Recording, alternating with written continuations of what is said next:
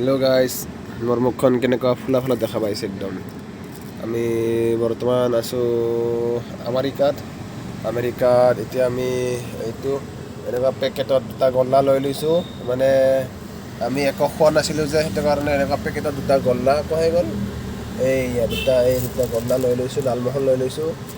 ধৰি আছে পিছ চাইডে আমাৰ পেকিং বস্তুবোৰ আছে, এইবিলাক খোৱা বস্তু আছে। আৰু পৰঠাটো কোনফালে গ'ল? এইয়া প্লাষ্টিকত পৰঠা পেকিং আছে। মানে চব বস্তু খোৱা বস্তু পেকিং লৈ আহিছোঁ। মানে আজি ভাবিছোঁ ঘূৰি ঘূৰি খাম বুলি ভাবিছোঁ আজি। তো চাই থাকক। আৰু পিছফালে দোকান আছে, এখন দোকানৰ পৰা আমি চাহ তাহ খালোঁ, পিঠা চিঠা খালোঁ।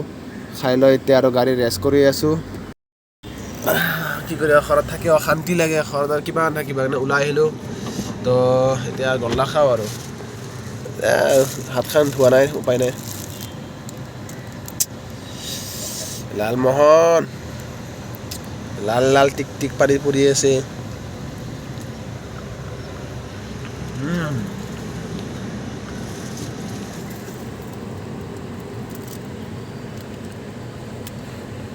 ঝোল কাৰী